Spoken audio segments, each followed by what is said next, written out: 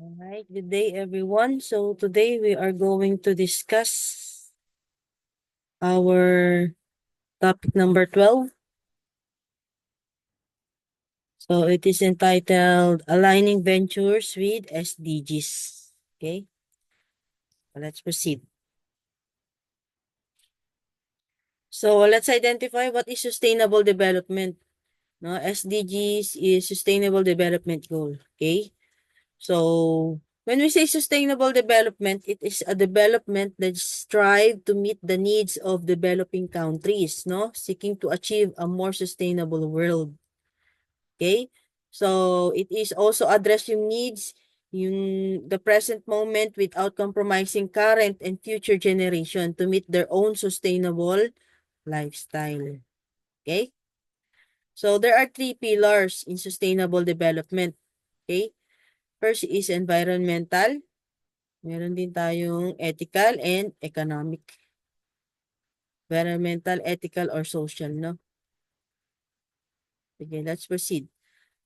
What are the three pillars of sustainable development? First is social. Social pillar, no? When we say social pillar, no, it refers to values that promote equality and respect for individual rights. Okay? Now, the social consequence of the company's social activity are then assessed in accordance to these issues such as gender equality, or all of which social sustainability focus on. No?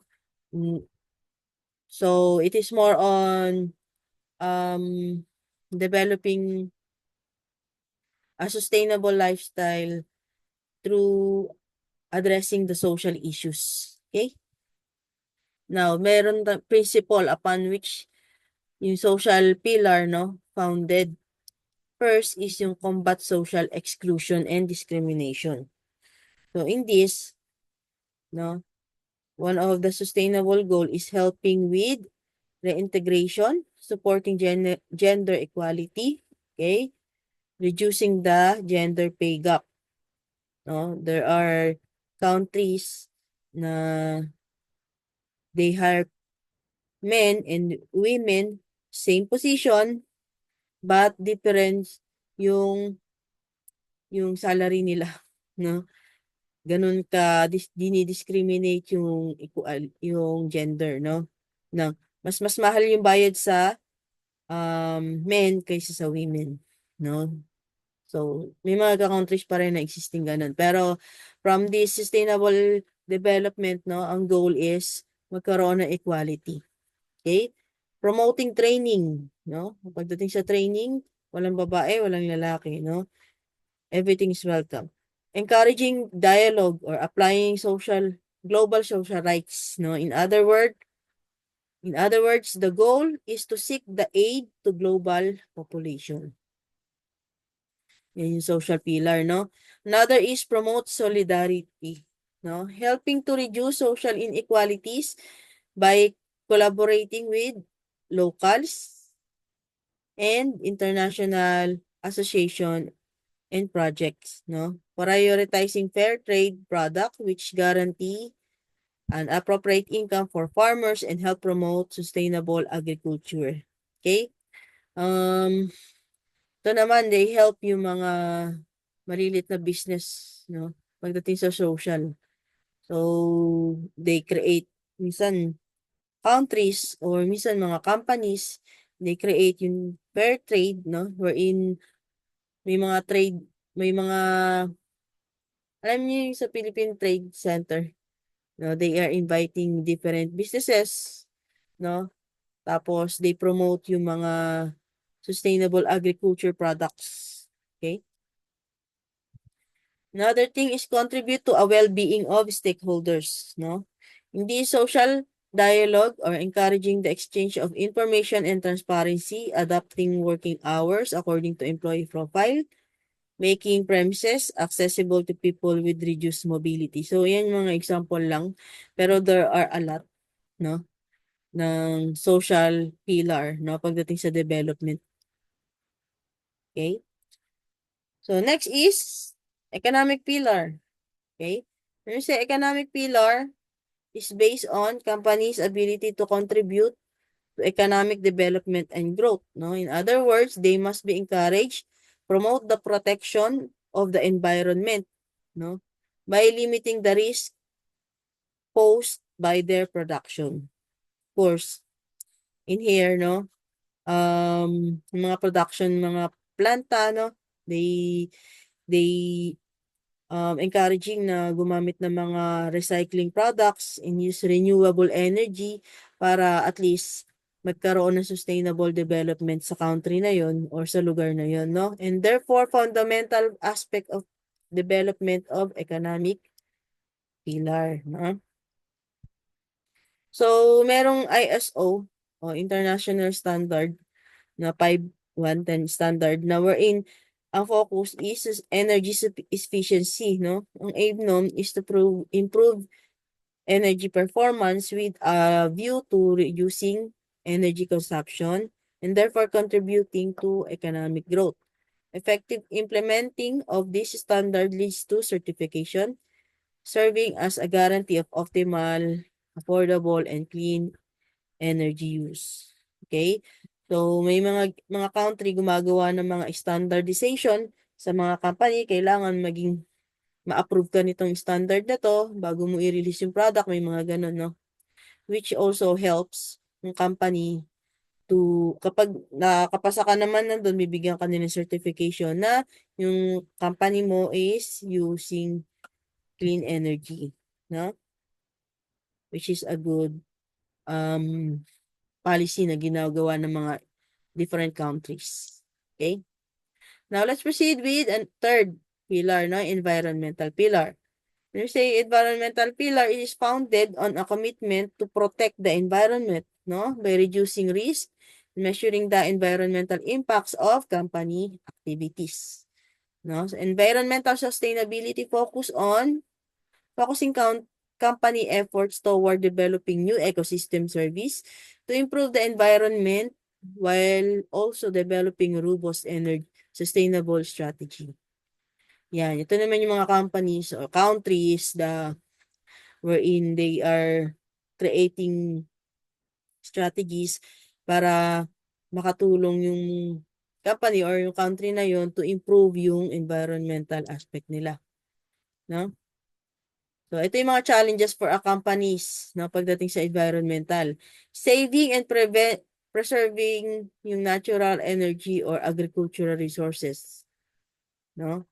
Accessing their carbon footprint and reducing total greenhouse gas emission and further achieve sustainable development goals. Okay? Prevent water scarcity and reduce overall waste for current and future generation. So, yun yung 3 pillars ng sustainable development. Okay? So, from that 3 pillars, nabuo yung tawag nating SDGs. No? So, Sustainable Development Goals. So, ito, hindi lamang to sa Pilipinas in-implement, no? But with different countries. Yung sa United Nations, no? So, SDG it started with, yan. When we say SDG, meron yan 17 goals. No, di-discuss natin yan mamaya isa-isa. Pero it started with Millennium Development Goals, no? Ito yung unang-una, wala pang SDG. MDG pa ang tawag sa kanila. So, meron lang siyang 8 goals, no? Ito yung mga yon. Okay? Nag-start siya September 2000, no? From leaders from 189 countries lang yung nag-commit na sumali doon na ma-accomplish itong goal nila. Tapos MDG on or before 2015. Yan, ang goal nila. From 2000 to 2015, ang goal nila is, yan, eradicate extreme poverty. Ito yan, no? Isa-isayin natin. Goal 1 is eradicate extreme poverty and hunger. Number 2, achieve universal primary education, no? Promote gender equality and empower women. Goal 3 nila. Yung goal 4, reduce child mortality. 5, improve maternal health. 6, combating HIV, AIDS, malaria, and other disease. 7, ensure environmental sustainability. 8, develop global partnership for development. Okay? Ang goal nila 2000 to 2015. Now, pagdating sa 2015, nag-evaluate sila.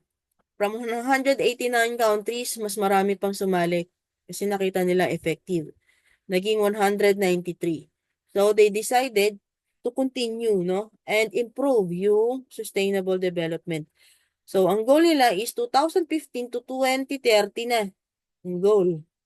No? Tapos nadagdagan from 8 naging 17. Okay? Now, meron silang motto. O pinaka goal, no? No one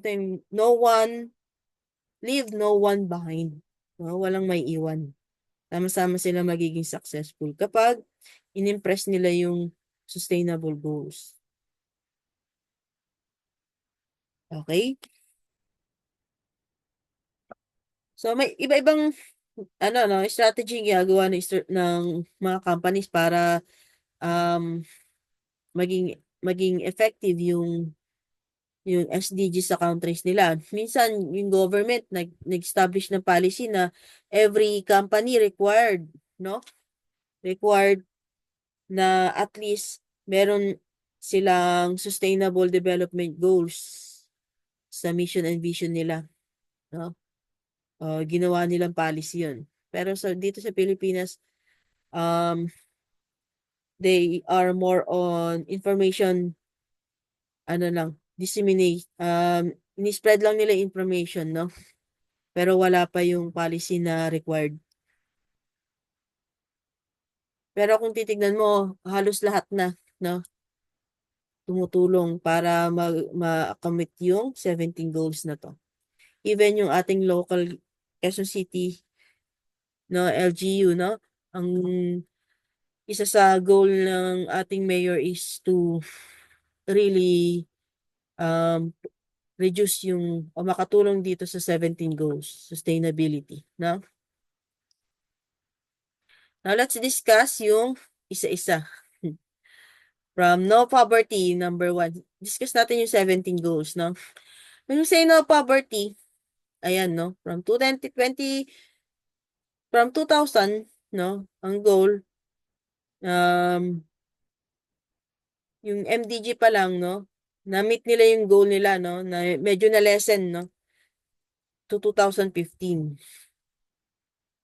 Pero, though na-meet na nila yung mga goals, meron pa rin daw 800 million people around the world is still in poverty, no? That's why they still include this goal, no? Na every countries should have no poverty. No? So, ang goal na to is to complete eradication. Tanggalin talaga yung poverty in all of its form everywhere. Okay? Ito yung goal number 2. Zero hunger. No? So, in the past 20 years, no, hunger has dropped. No? Nag-drop naman siya, almost half. Pero many countries still suffer from famine and hunger, no? There are still countries na may mga malnutritions, no? And if you can see, no, yung mga um farmers, no? Sila yung nagtatanim pero sila yung nagugutom. Pero ito nga, ang goal ng SDG is to support yung mga small farmers, no? Ayan. So, zero hunger, ang goal niya, i-end yung hunger. Ipopromote yung mga agriculture and provide food for every person. Okay? So, kanya-kanyang strategy, yung mga countries, how are they going to end yung zero hunger sa countries nila? No? And so forth. Third is good health and well-being. Okay? So, alam naman natin, no? It is very important to be in a good health, no? Our health affects everything. Pag nagkasakit tayo, no? Maapektuhan lahat. Yung work natin, trabaho natin. Kaya ang goal is ensure everyone has a health coverage access to safe and effective medicine and vaccine. Isa sa goal is yung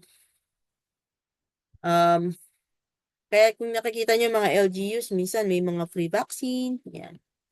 Mga government, no? Isa sa goal nila is magkaroon ng good health.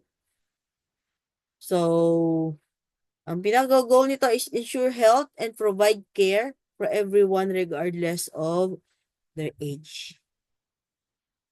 Okay? Next.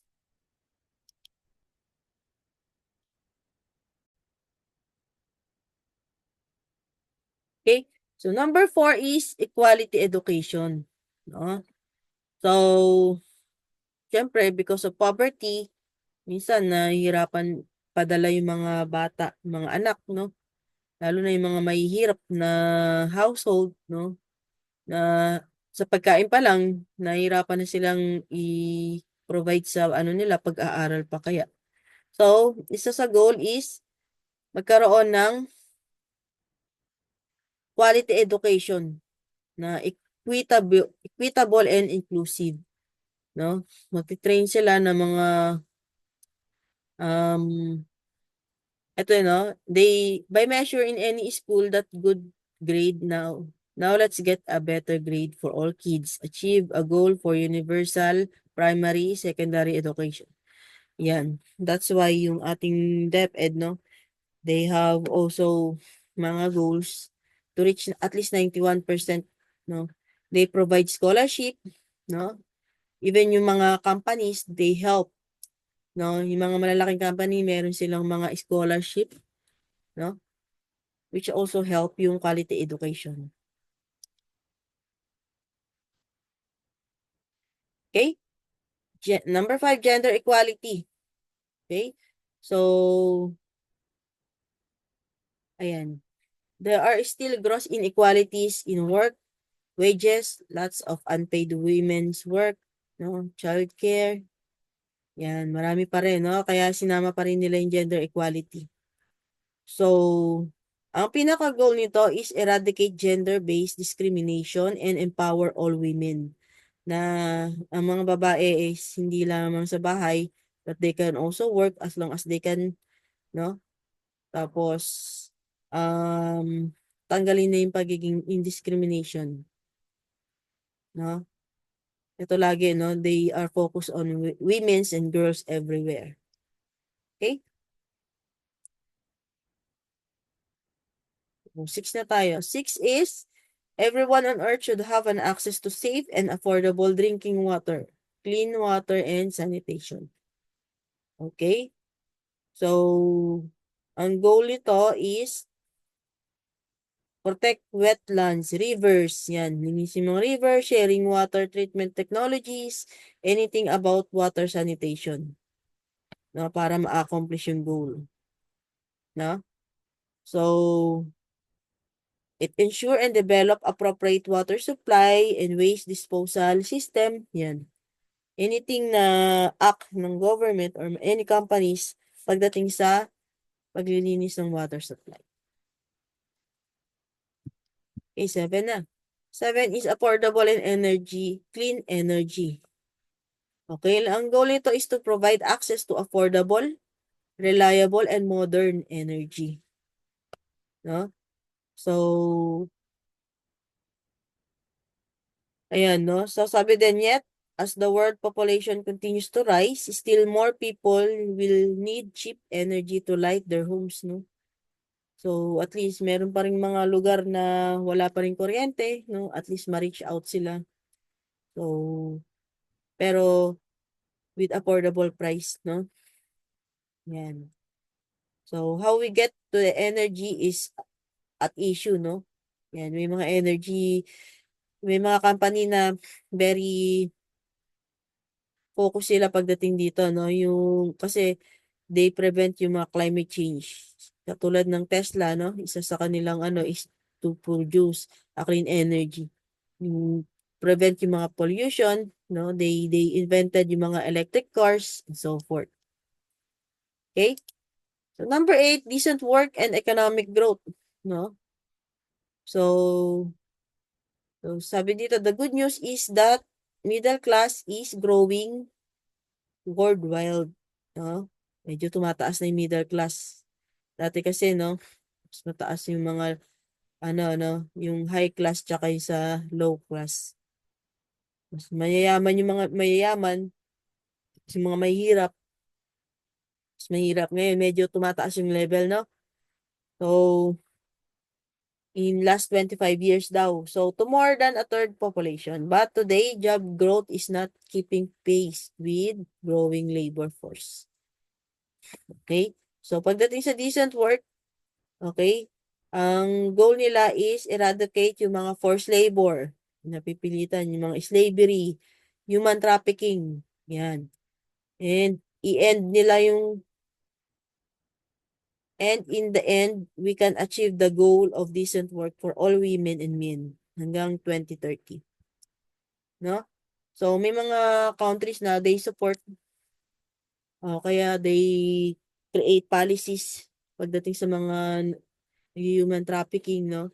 Um, Nagtatalaga rin sila ng mga agencies to help those people, no, na under slavery. Ayan, mga labor force. Next, 9, industry innovation and infrastructure. Infrastructure. No? The more connected we are, the more we can benefit from the wisdom and contribution of people everywhere on earth. No? And yet, 4 billion pa rin people have no way on getting online. The vast majority of them developing countries. Okay? The more we invest in innovation and infrastructure, the better off we'll be. So, ito naman, ang goal is maging digital, i-promote yung sustainable industries, mag-invest sa mga scientific research, no, innovations, and so forth. No? So, ang goal nito is develop resilient infrastructure and enhance creativity. Okay? Reduce inequalities, number 10, no? So, ito, parang income inequalities is a global problem, no? That means improving the regulation of financial market and institutions sending development. Okay. So, ito, yung inequalities pagdating sa um, iba't ibang klase sa gender, no? Sa standard of living, no? So, tatanggalin nila yung mga discrimination, no? Ito yung goal ng um, every country tsaka ng mga companies.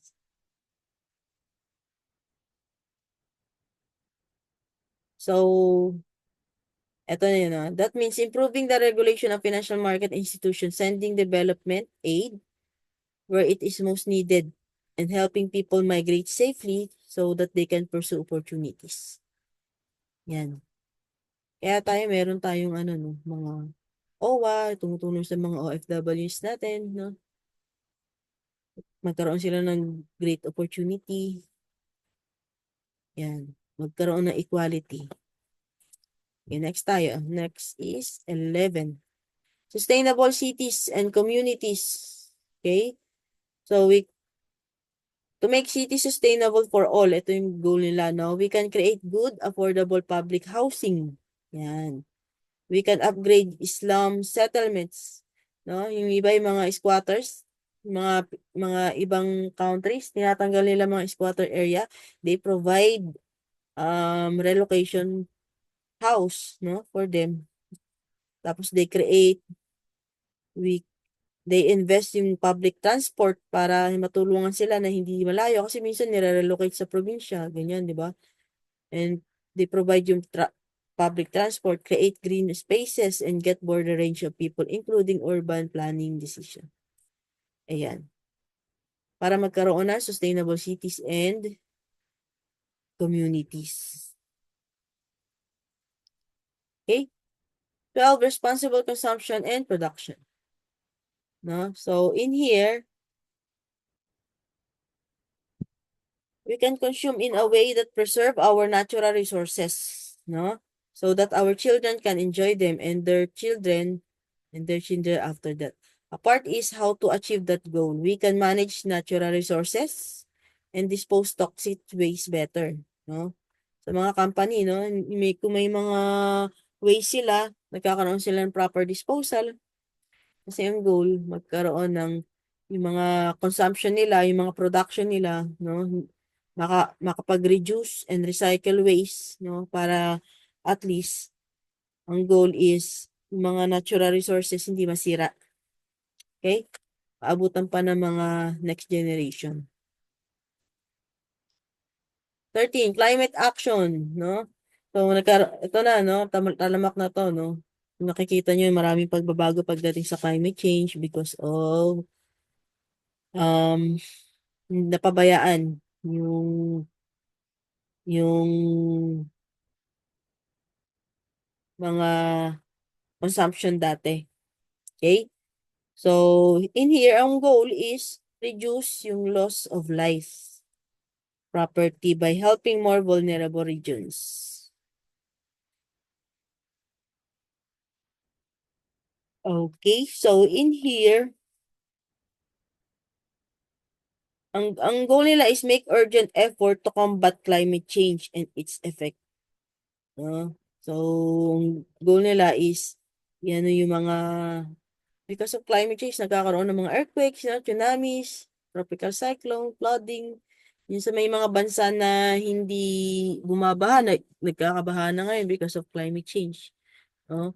Sa may mga bansa na hindi naman nag-i-snow na ngayon. No? So, ngayon nga, 'di ba, sa atin so nagkakaroon na ng sobrang init, no, ng panahon because of climate change. No? Ang goal nila is to prevent that. Okay, next is life below water, no? Ito naman, ang goal is to protect and manage yung mga ocean, seas, mga anything, marine resources. Yan yung goal ng company na to. 15, life on land. Ang goal naman nito is promote sustainable use of land-based ecosystem. Yung mga trees, okay, yung mga forests, mga dryland, yung mga mountains na pinoprotect nila, no? Yung iba kasi, di ba, yung mga mountains, marami na nagmimina, no? So, isa sa goal ng mga countries, hindi maapektuhan yung life on land. 16, peace, justice, and a strong institution. No? Ang goal nito is to support the achievement of peaceful and constructive solid societies. Ang isa sa goal nito is to reduce all forms of violence, no? Propose the government and communities find lasting solution to conflict and insecurities. No? Yung ginagawa ng mga countries, nag-establish sila ng law to reduce o magkaroon ng safety doon sa lugar nila. Yan ang ginagawa ng mga countries na to, nakasama dito sa SDGs. Ito yung last, partnership for goals. Ang goal naman nito is strengthen yung global partnership for sustainable development. Okay, so we have 193 countries agreed sa goals na to. So sila mismo magtutulong-tulong how are they going to achieve yung mga goals na to from 1 to 17. Kaya pa-partner-partner sila. So, ayun. Let's proceed sa topic number 3, the 5 P's. Itong 5 P's, dito nila nakuha yung 17 goals. No?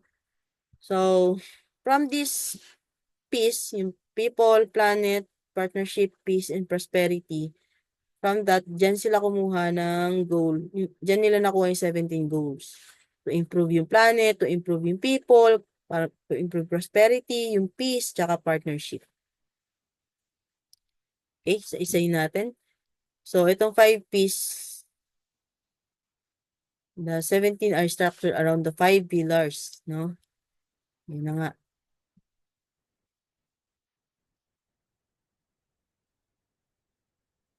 Okay, let's proceed with people.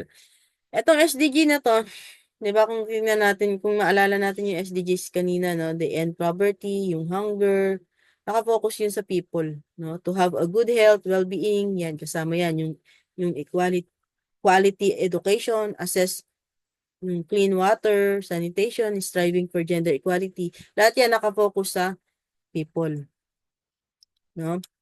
Pagdating sa planet naman, sa climate change. Yan, nakafocus yan sa anything that will help na ma-protect yung planet. So, sinama din, no? The SDG set a goal to protect planet so that it can support the needs of the present and future generation. Okay? So, prosperity next. Ayan, ito yung inequality, no? Kasama dyan, dyan nila nakuha yung sa yung inequality, no, sa prosperity. Is one of the defining issue na sa generation natin ngayon, no? It requires commensurate focus that to date is still lacking, no? Ensuring prosperous and fulfilling lives in harmony and nature embodies the kind of prosperity the world must look to strive in the next 10 years. Okay? Ito, peace. Yan, naalala niyo yung justice, yung pang 16 yata to. So, diyan nila kinuha yun, no? Unpins the success of SDG from ending poverty, inequality to ensure no one is left behind. No? Ang goal naman ito, yung peace, na yung prevent yung violence, making communities more secure. Okay? Ito naman, partnership. No? Ito yung mainstream, maps na tinatawag mainstreaming, acceleration, and policy support. No? For SDG, they need to sensitize all public and private stakeholders to own, implement, and accelerate SDG. Yan. So, yung mga countries, no, they have a partnership with private corporations para at least mapatupad din yung mga SDGs. Mas malalo pa mapalawak yung mga SDGs, yung 17 SDGs. Okay? So, that's it. Here are the reference of our topic for today. And that's the end of my topic. Thank you for listening and see you next meeting.